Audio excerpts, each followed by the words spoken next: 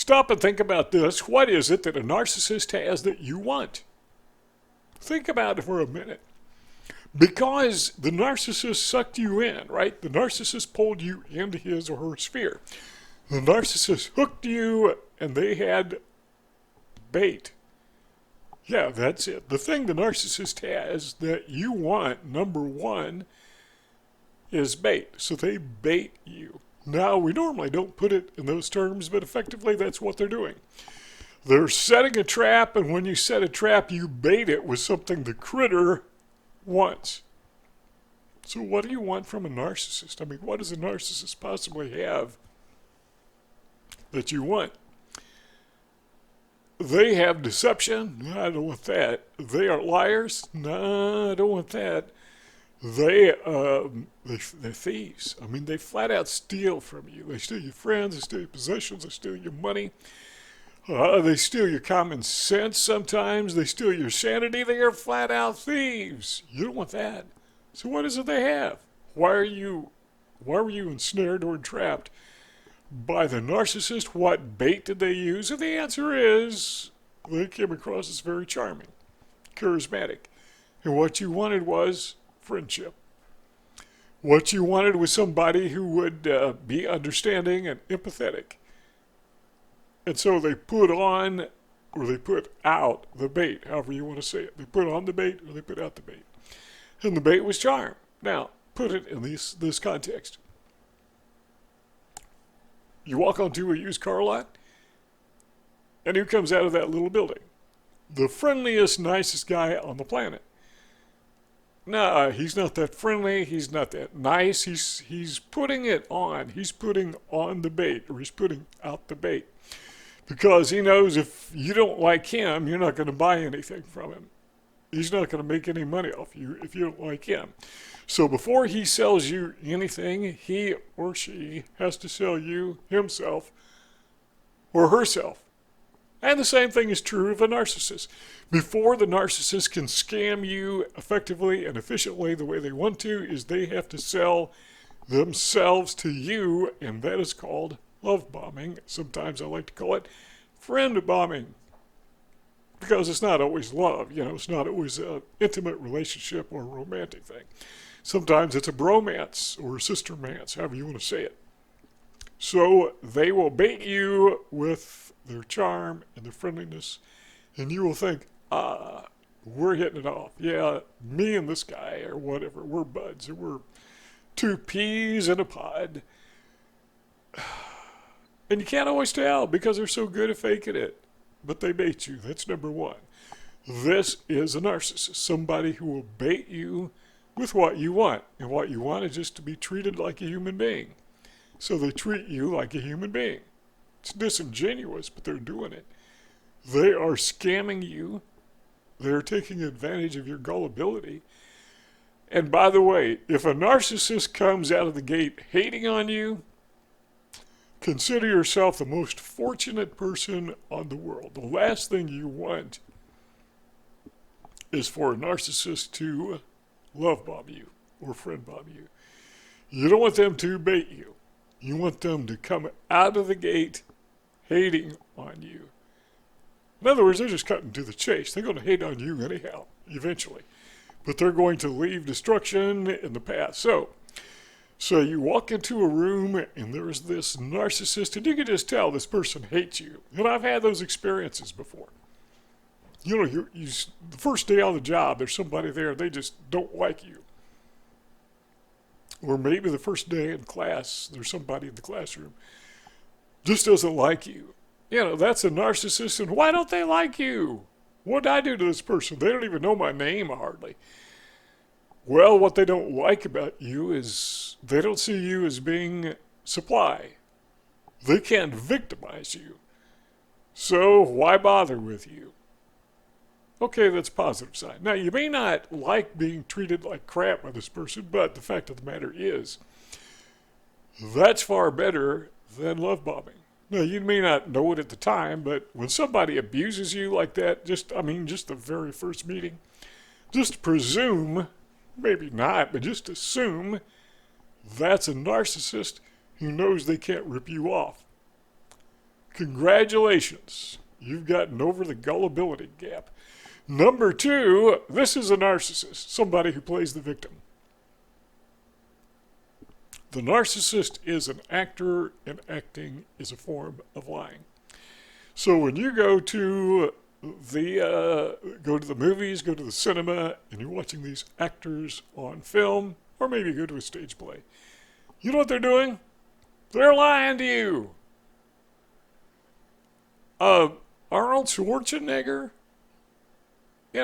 he's not really the Terminator. That's a lie. We all know it, so in a sense it's not a lie in a devious sense, but to the narcissist, they're just actors, they're putting on a show, but they want you to believe they're really the Terminator. They want you to really believe they're this person, whoever they're pretending to be. This is a narcissist, number 3, and we're going to tie it. We got 9 of these things. We're going to tie them all together here in just a moment. But number 3 is passive manipulation. Now, passive manipulation is, that's kind of like love bombing, only it's, what would we call it? Protracted love bombing, where they just keep on pretending to be your friend. It's passive. It's not aggressive. And you see this in cults. By the way, the difference between the behavior of a narcissist and a cult, in my mind, are virtually indistinguishable. They use the exact same strategies. So think of a narcissist as a one-person cult. He or she is the cult leader, and you are the cult member, and sometimes it actually morphs into a real, literal cult. Because you'll have a narcissist who has a bunch of people, a bunch of victims, and he's tying them all together in one group. And by the way, we're going to tie these 9 points together in just a moment. But it's passive manipulation. That's not always a bad thing, to be passively kind to people, unless you're doing it to manipulate these people on purpose. And again, maybe they're not being nice to you. And maybe that's a good thing, because that means they're not trying to manipulate you. But then there is that aggressive manipulation. This happens a couple different ways. We talk a lot about gaslighting. That's where the narcissist will control you aggressively by trying to get you to question your perception of reality, and you come to the conclusion that maybe you're a little bit confused. Maybe you got a mental problem. But he or she goes further than that, and they try to convince other people. You got a problem. This guy, what the narcissist does, he projects himself or herself onto you and tries to convince you that you're the bad guy. Effectively, he's trading places with you. But he's also trying to convince everybody else that you're the bad guy and he is the good guy. That is the essence of aggressive manipulation. And then there's this thing called trauma bonding. That's aggressive manipulation. So the narcissist will be kind to you. There's the bait. And then they abuse you. They take the supply from you. That boosts their ego. So you try to get away from that. I don't want to be treated like this. And so what does the narcissist do? He goes back to being nice to you, to suck you back in. Hoovering is what some people call it. Oh, okay, maybe I had this guy all wrong. You're thinking to yourself, or her all wrong. Maybe they're not as bad as I thought they were. So you're sucked back in. You walk right back into the same trap. So the narcissist has you trapped, and now he wants supply out of you. So he starts abusing you again, or she. Now you want out of the trap. So you try to get away. And what do? Love bombing, friend bombing, and it just goes back and forth. And the next thing you know, you're trapped. You're ensnared. Because you can't get away, because every time you get away, the narcissist gets inside of your head and sucks you back in.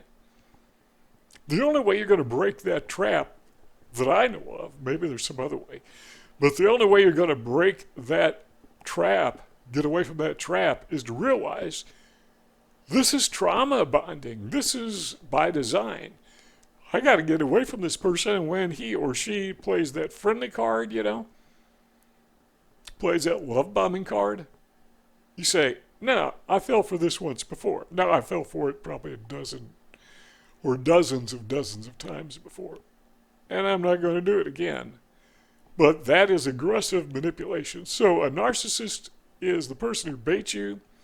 The narcissist is the person who plays the victim. The narcissist is the person who uses passive manipulation, protracted love bombing. The narcissist is the person who uses aggressive manipulation, where they mix love bombing with abuse so they can take supply out of you. And number 5, a narcissist is divisive.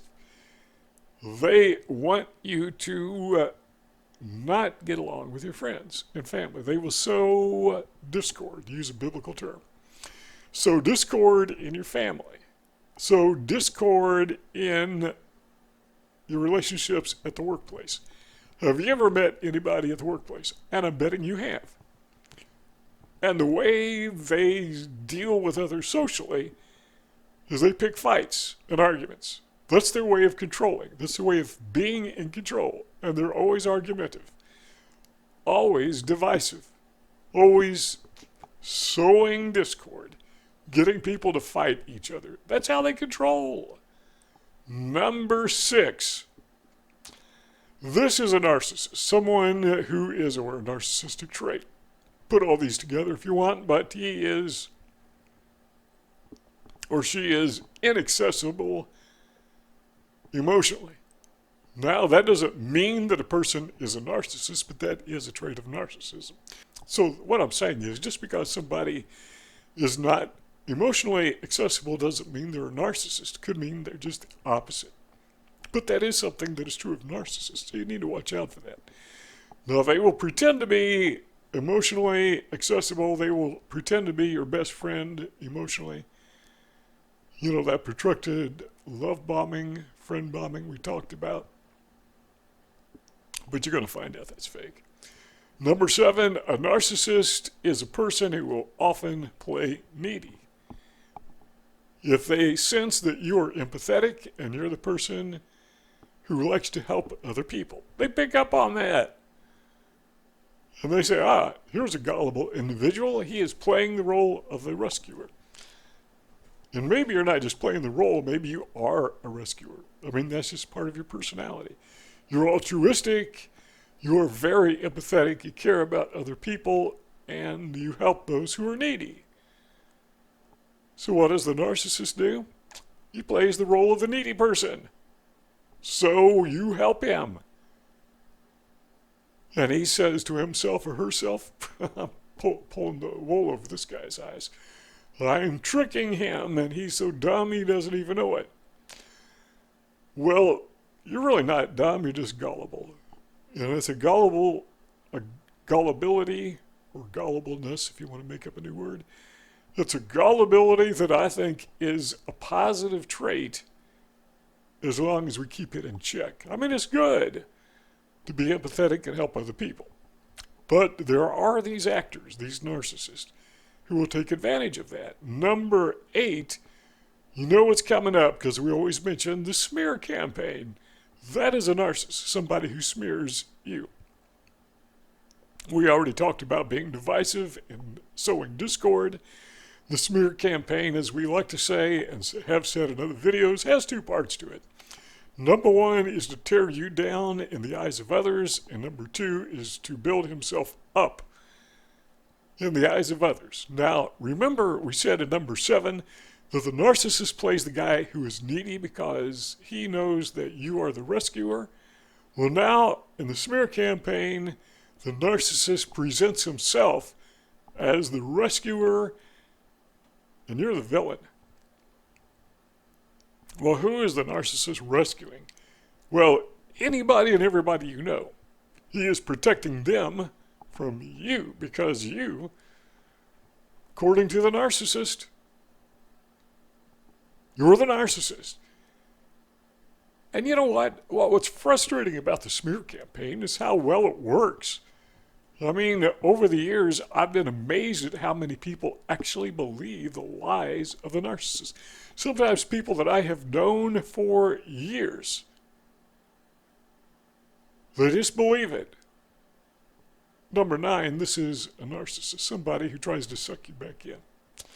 Remember, we talked about getting free from the trap, getting free from that give and take where you're sucked in and then you try to get away from the abuse.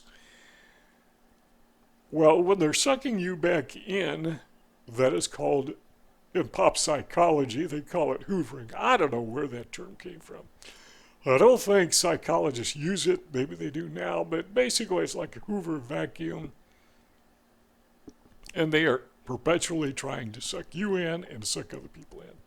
So it's not just a trauma bond, but it's a perpetual motion, or perpetual activity, I should say, of a narcissist where he is constantly going back to number 1, and this is where we tie this all together. The whole thing is kind of about sucking people in. It's all about hoovering, in a sense. Now, normally when we talk about hoovering, we're talking about the final discard where you're gone and the narcissist now realizes, this guy made really good supply. I'm going to try to suck him back in. When we talk about hoovering, that's what we normally mean, but in this sense, we're going to say that everything about narcissism, where this all ties together, it's all about sucking people in. It's all about baiting people. Number 1 applies to all of these. Number 9 applies to all of these. Hoovering, sucking people in. So when they're baiting you, trying to suck people in. When they're playing the victim, trying to suck people in. That passive manipulation we talked about, sucking people in. That aggressive manipulation, sucking people in. Being divisive and causing discord, doing that so he can control others, sucking them in. Number 6, being inaccessibly emotionally. He's just sucking people in. He doesn't even necessarily know that he or she is doing that. But still, it's part of manipulating people, sucking people in. Number 7, we said, they play needy. So you'll be the rescuer, sucking you in. And we talked about the smear campaign. Yeah, that's trying to suck in everybody all at once. It's hoovering. Number 9, tied it all together. If you got something out of this video, don't forget to give us a thumbs up and subscribe to our YouTube channel. Be part of our family. Don't forget to share this on social media because it helps a lot. And a comment, tell us what you think. Start a conversation with others or join a conversation.